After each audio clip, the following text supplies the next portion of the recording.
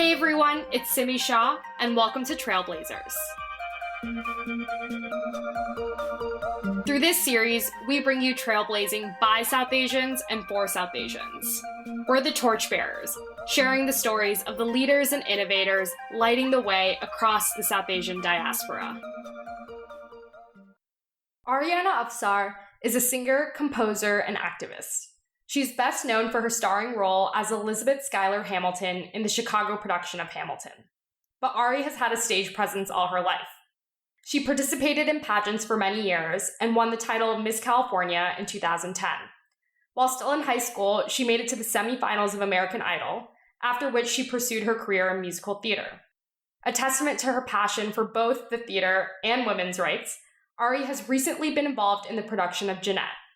Jeanette is an original musical created in honor of Jeanette Rankin, the first woman elected to Congress in 1916.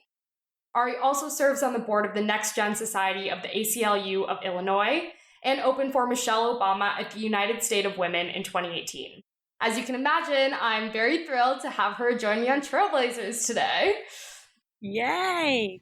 Can you come and introduce me everywhere? That was so awesome. And also the correct pronunciation of my last name. I'm glad. That's the beauty of having other South Asians interview each other. So I want to start by talking a little bit about this new project that you're working on, Jeanette. I mean, how did that develop? What was the inspiration behind that? I want to hear all about it. Yeah, so as you mentioned, I originated the Chicago production of Hamilton, and we opened a month before the November 2016 election. And so it completely changed how I viewed art and the power of art. And specifically, and this is a different conversation, right? We all get involved when our community is being affected, which is something that we have to take note of and change. But I got extremely involved with the ACLU after the travel ban. And so I wanted to volunteer as much as I possibly could. And volunteering literally meant getting folks together to sing, outside of my skill set of producing or handing out pamphlets, whatever it may be. I just needed to, and I always say it's selfishly, I needed to surround myself with badass women. And so I did that, and I was able to surround myself with women in the likes of Tina Shen and Valerie Jarrett, the chief of staffs of the Obama administration. And then I started to question and telling this beautiful story 8 times a week. How can we grow as a movement or as a society if we don't know who our foremothers are? So I, like a typical millennial, Google search who was the first woman elected into Congress and discovered Jeanette Rankin and found out she was elected 4 years before the ratification of the 19th Amendment. And then that was kind of the impetus. Yeah, that's really exciting. And it's interesting because I know we just celebrated the 100th anniversary of women getting the right to vote. So White women getting the right to vote. White women getting the right to vote, true. So I think it's obviously very timely. So I want to also track back to how you entered musical theater in the first place. Obviously, you competed in pageants and you got used to being on stage and performing in front of people. I mean, why did you decide to head down this path? I actually grew up singing through musical theater. So when I started, when I was 7, I did a bunch of musical theater. And then I actually started UCLA as a musical theater major. And then I personally hated it. I think that the study of it, or maybe it was just the combination with the program, just didn't work for me. And then I switched immediately to biology. So whether it be the specific program or, the South Asian kind of inception type of reality in which we're grown up in, I switched to biology immediately and then did that for 2 years. Anyway, so it always had been in my roots of how I learned to sing and where I learned to sing. But what I had been working on after I graduated UCLA was actually songwriting for other folks. So I'd be a top liner or a songwriter for different musicians or different TV and film placements. And then I had this wild opportunity to go to New York and be there for a month and audition with this agency. And I was like, I'm getting really tired of the songwriting life. I think this might be the last year until I look for something more stable. And then the more stable opportunity was Hamilton. Hamilton is definitely what I would call a stable opportunity. That's amazing. I want to dig in a little bit more on your history in this world. When you were in high school, you actually competed in American Idol. What was that experience like? Yeah, I was a senior in high school, and it was the best and the worst experience. Being a 16-year-old competing and having this awesome opportunity to perform on stage. And and all of that stuff was great, but also a lot of pressure and a lot of anxiety performing in front of millions of Americans. It was great, but also really petrifying. But I think the best thing that I got from American Idol is because everything that you focus on is song choice, song choice, song choice. So the last phase of the competition when I was in the top 36, I had not great reviews and I hate reliving that moment. But the biggest thing that they always say is, I hate the song, I hate the song, I hate the song. And so then I was like, you know what? I'm just tired of singing other people's songs because I'm trying to please like what makes sense for other folks. So I'm just going to start songwriting. And that's actually when I started songwriting after American Idol. Wow, that's very cool. I didn't realize that that was the impetus for you being like, nope, I'm going to go do my own thing. Yeah. So obviously you did American Idol, you did the songwriting thing, and then you landed your role in Hamilton. I mean, what compelled you to audition for Eliza? Yeah, no, I just had an audition like any other audition. I went out to New York. The reason that I went out there is I had an opportunity to sign with this agency, and I didn't realize at the time that they were a fairly big musical theater agency. And so then I just went on a bunch of auditions. I actually booked Aladdin and Hamilton at the same time. So I always say, like, I just happened to be in the right place at the right time for my type, in all honesty. Like, I was able to like sneak in for both of these shows. Now, it doesn't always work like that, obviously. And it hasn't worked like that since. Like, it's not a common trend always, but I just happened to be at the right place at the right time while they were auditioning both of those shows. And so did you end up choosing between Aladdin and Hamilton, or? I did. Okay, yeah. so why Hamilton? Which is crazy. I mean, fair. I mean, Aladdin is actually, you know what, though, for most people, that probably would have been a very easy choice. It was actually a really hard choice for me because I'm a huge Disney freak. I don't know if you ever felt this way, but Jasmine was the only brown Disney princess. Yeah. So she was like the biggest inspiration for me. I'm like, I am Jasmine. And so it was like, it was such a big deal to finally, I had like auditioned for California Adventure and stuff like when I was in college and I never booked it. So to finally book it on a Broadway production was such a big deal, but I had to choose. And then also Hamilton was, when I booked it, it was like before even the Tonys. So it was still bubbling. So it was really cool to, obviously you want to be a part of Hamilton at any time, but to be a part of it, not during the inception, but during the beginning phases, it was really awesome. Yeah, I can imagine. Obviously, Hamilton is a Tony-nominated, Pulitzer Prize-winning musical. Can you tell me a little bit about your experience actually being in the production and working with that cast and crew? Yeah, they always say that it was kind of like the second faucet that was opening because, you know, that Broadway company had opened and then we were the second company to open. So we were working with the director and musical director and Lin was there a lot. So it was really cool to feel really a part of, like I said, not the inception, but the beginning stages. And some of the folks who I got to be in the show with are still today my favorite people to work with. And we just did a reading last week of Jeanette and Karen Olivo, who played my sister, who's a freaking Broadway star. She's playing Jeanette, and Joseph Morales, who ended up playing Hamilton on the tour and was the Hamilton alternate in our company, was Wellington in the show. So, you know, and these are my friends. My friends are just some of the most incredibly talented people to ever walk this earth. And so that's really, really cool that now I collaborate with them on different levels. That's really exciting to hear that you were able to forge this camaraderie and community, not just within the life of the musical itself, but well beyond. To some degree, Broadway has experienced a bit of a golden age in the last number of years via Hamilton and other productions. We've seen a little bit of a revival. Obviously, that's been brought to a screeching halt because of COVID. What direct impacts have you seen on those friends and the broader theater community as a result of the pandemic and the fact that Broadway has been shut down? I mean, all of my friends are out of work and, you know, the POA didn't extend the end of July. So some folks are not able to even get any government subsidies. So it's been really, really difficult. And it's a struggle. It's a struggle because it's not essential business in terms of keeping the community efficiently working, but it is the second largest even GDP in our country after retail. There was a huge observation and it was like a standout in Times Square with people in the industry from every phase of the industry talking about their place and our society and the arts place and the power. in our society and how it needs to be represented in Congress as well.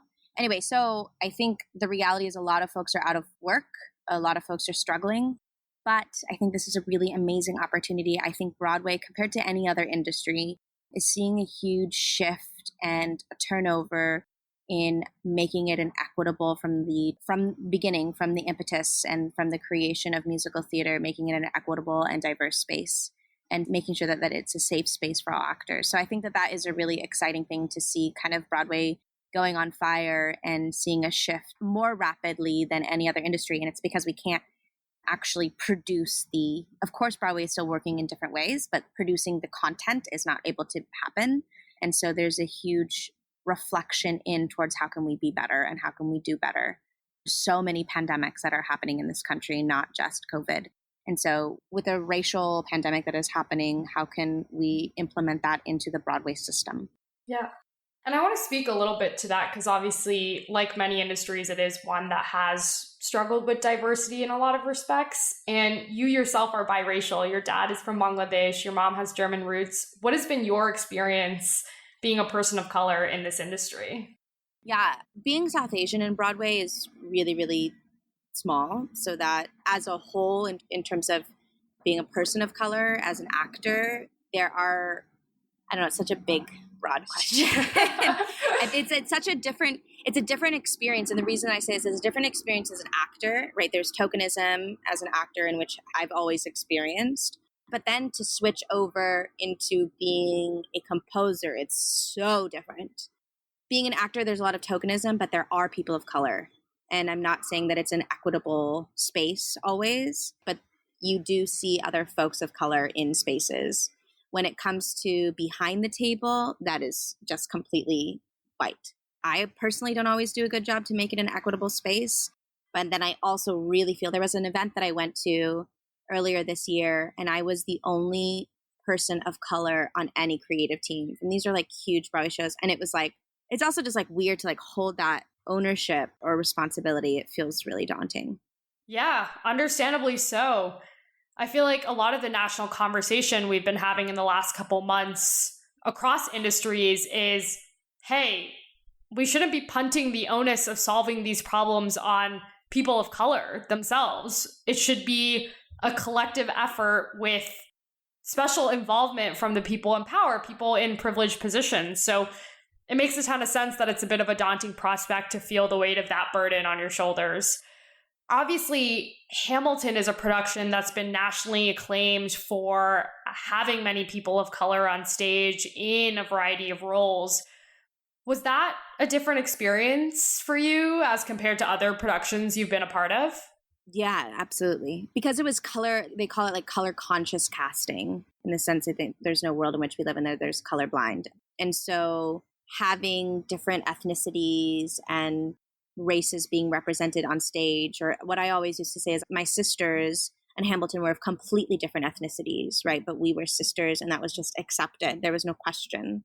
So I think that is a really beautiful space that doesn't happen a lot. And just because of Hamilton didn't change the industry also. No, of course not. It seems like the conversation has really been, we've made some strides with respect to this as a product of Hamilton. What's your favorite part of performing and your least favorite part of performing? I hate performing 8 times a week. I think it's miserable. Okay. That sounds fair. It's miserable because you get to the point where I was more Eliza than I was Ari, like literally hours of the day, because I just would sleep so much because you have to sing for 3 hours. You know what I mean? So you can lose yourself performing that much and playing a character, and especially that character where it's really sad. A lot of horrible things happen to her. But the best part of performing, I think it's like, of course, there's an ego reason of why you're performing, right? Like you love to sing on stage, you love the applause, like you love the spotlight, you can't deny that. But I think really the best part, which I don't think I would have been able to have in any other show than Hamilton, was the opportunities that I was able to receive outside of Hamilton in the city of Chicago. The city of Chicago is such a collaborative community, and how I was able, with my small platform, shed light on some really awesome, or create some really awesome opportunities of community building through the ACLU and the Women's March of the United States of Women, all of these organizations that we were able to build something really cool. And that wouldn't have happened if I wasn't a performer. I want to touch on that for a second. Was being part of that broader Chicago community what got you your start in being an activist for women's rights? Or is it something that you'd always had a little bit of a hand in? Yeah. I mean, I've always been, I wouldn't necessarily say that I would have called myself an activist, but I was always a volunteer or community organizer in a very small sense, and philanthropy. Like that has always been a huge part of my existence. Like, for example, I learned how to sing in front of senior citizens. So I started a club when I was 10 years old where we would go over to a senior home once a month. And even to this day in COVID, we still continue to do it. So wow. Volunteering my time has always been a part of my existence. But yeah, the show felt different when Hillary didn't win. To include women in the sequel it felt sad, right? And so to counter that, I felt I needed to use this small platform for something bigger than I was doing. It's wonderful to hear how doing the musical and thinking about that in the context of the election is what pushed you forward with respect to advocating for women and doing this work. It makes a ton of sense. I'm curious, you said that you spent hours on end playing Eliza. You were becoming Eliza. Did you see any parts of yourself in her and the character you were playing? I don't know if she's obviously an inspiring woman. It's so hard, right? Because there's not a lot of text about her and documented history about her. So Lin had to make up some things. But I think the song that I always say is my favorite was Who Lives, Who Dies, Who Tells Your Story.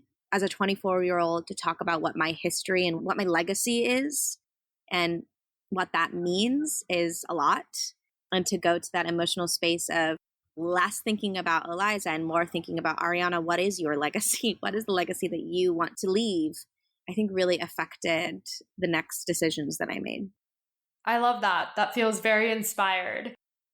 You mentioned that Lin-Manuel Miranda, who's obviously a famed composer and playwright and creator of Hamilton, wrote a lot of the parts with respect to her, given that there wasn't a ton of history widely available. What was it like working with such an all-star cast and team, including with people like him? Yeah. Well, Lin was really amazing in the sense that he let his creative team do the work. He was more, when we were in rehearsal, was more of a bystander than having a lot of input, which is really cool because he chose his musical director and director for a reason. And so let those folks lead. Like I said, our whole creative team is super incredibly amazing and created such an awesome space and made you feel special and all of that. But they always, the cast, like I said, my director that is now directing Jeanette is Alex Geminiani, who played our king's wife. And, the woman who's playing Jeanette is Karen Oliva. It's just I met some of my favorite humans who inspire me to a whole new level through that show. And so it sounds like you're getting back into songwriting via Jeanette. I mean, what has that been like? I mean, songwriting is so different than composing a musical. It takes so long. And lyrically, you have to put on a very different hat, writing pop or indie pop music versus writing a musical. It's a very different lyrical process. But no, it's what I love to do the most, really, truly. Well, it's exciting to hear that you're getting your creative juices flowing in that way again. I know we talked a little bit about the inspiration behind the project and how you discovered Jeanette Rankin, but how did the project actually come to fruition?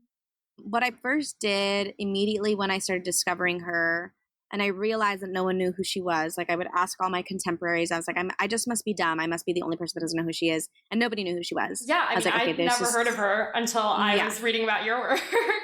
Yeah, it's really crazy and sad. And I think I just read a stat that it was 5% of recorded history is about women.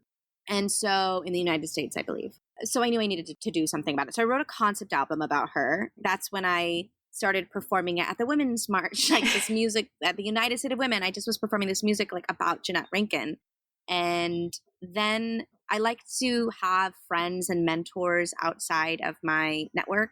So social entrepreneurship is a space in which I have found myself in. And so one of my really good friends is a VC. And he connected me to Lauren Gunderson, who is America's most produced playwright. And I had no idea what I was doing. I had this call with her and I was okay, so I have this idea. I have this music. I sent her the music ahead of time. And this just kind of introductory call ended up turning into like a brainstorming session. Wow. And by the end of it, she's like, we are writing a musical together. And I'm like, okay. I had no idea. And then I said, I also like joke with her that I kind of like guilt tripped her into it because our mutual friend, had no idea how much we would have in common. She's a historical female, a lot of more often than not queer playwright. Those are her protagonists that she focuses on. And Jeanette is a historical queer female person in history that no one knows about. And so I guilt tripped her into be like, you don't know who Jeanette Rankin is? How do you, and then she was like, I got to do something about that. That's incredible. And so are you guys producing it virtually? What's the plan with respect to that?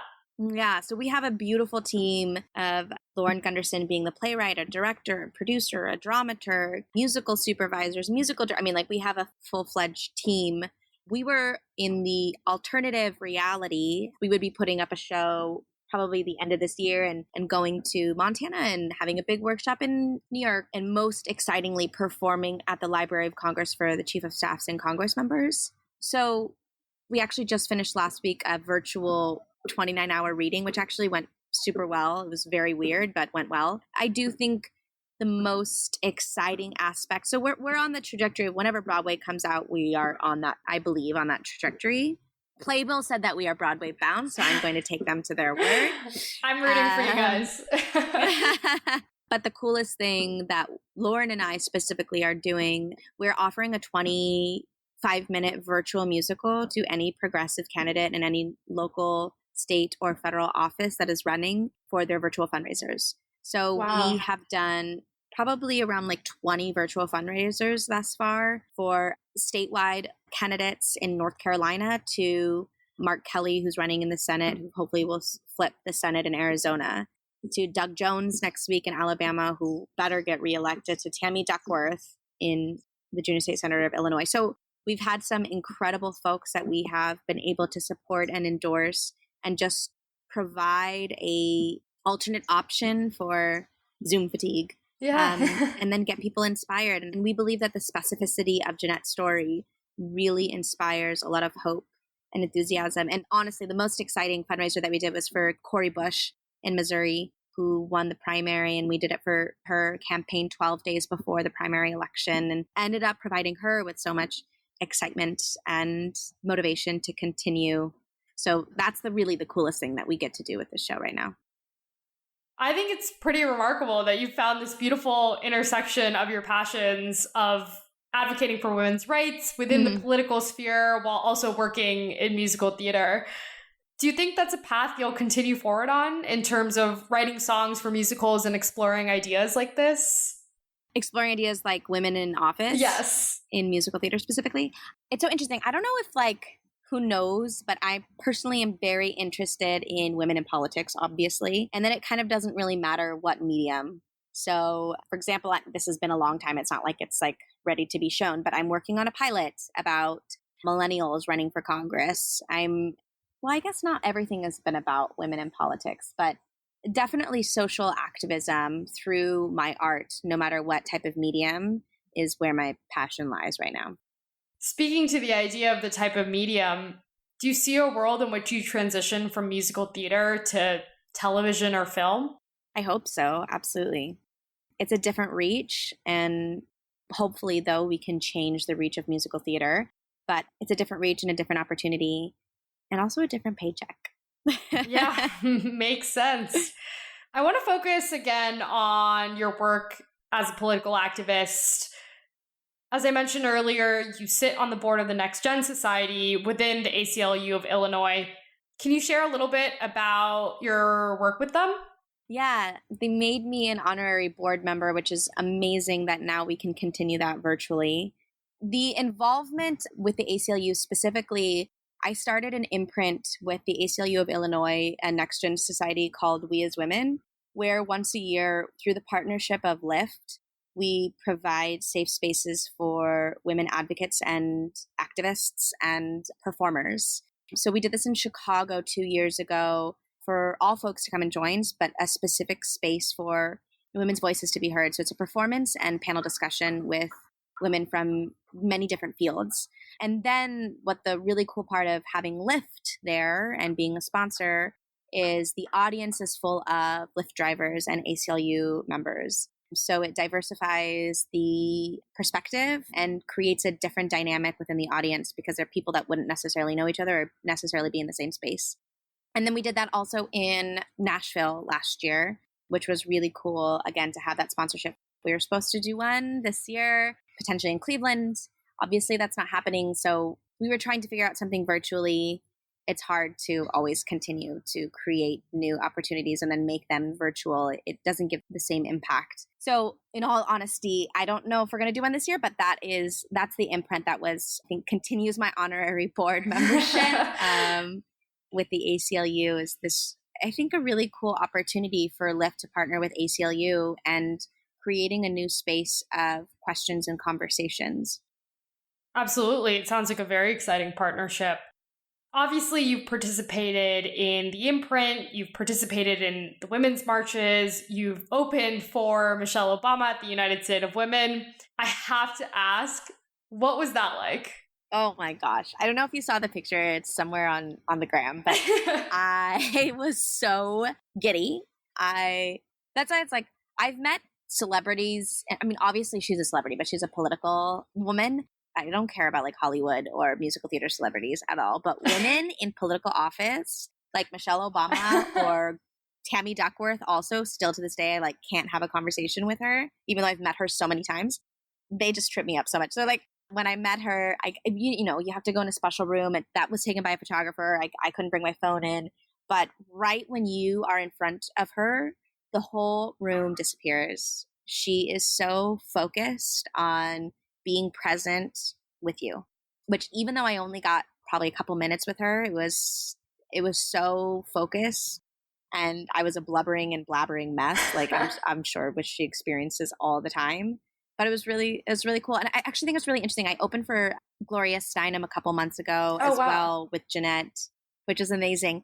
And both of them grabbed my hand for the photo in front, which, like, if you see the photo, they have the same hand that they're like squeezing my hand. Interesting. I don't think it has anything to do with me. It's special. I think it's like women of that much class and power.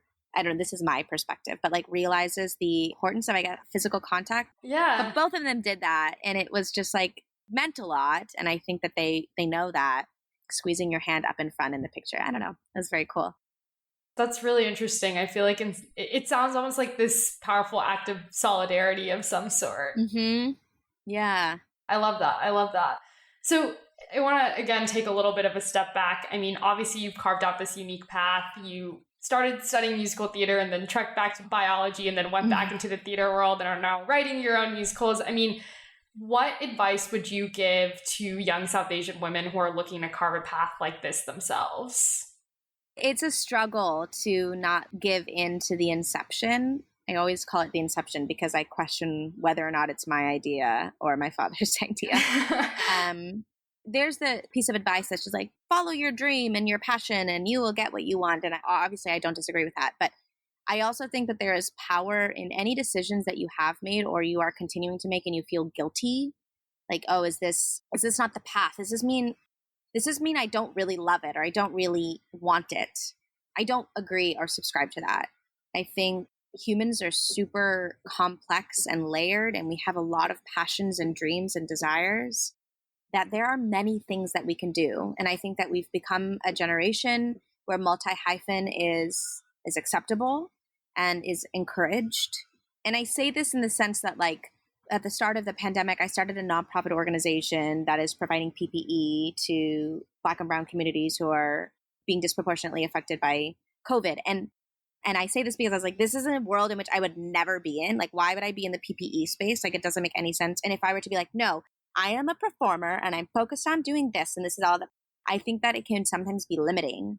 And like, even if you want to take a job at the ACLU or whatever it may be, I think that there are a lot of different opportunities. So my advice is to follow the things that you want and don't limit it to the idea of what you think you should be doing. And I say this on the opposite effect, because it's like, well, I'm going to be a performer and I should be just focusing on this thing. And I think that we're multi-hyphen people. Yeah. I think that's really great advice and something that I personally have tried to embrace. I feel like I have all these interests, but in some ways grew up feeling like I had to choose one. And then in the last maybe even 6 to 7 months have been like, no, I can find ways to kind of act on all these passions and do all of them and contribute meaningfully to the world around me. So I think that's really great advice. What's next for you?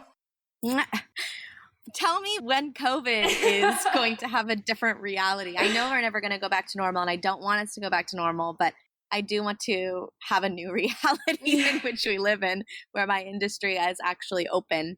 Yeah, obviously I want the show, when there's a different world in which we live in, to go to Broadway and that happen and all of that. But I'm taking every day, one day at a time. And I say that last piece of advice because I also applied to a full-time job 2 weeks ago, where it's like, in the reality, I don't have time for it, but like, it's not like I'm applying to a million jobs. Like, that specific job seemed really, really interesting and exciting to me.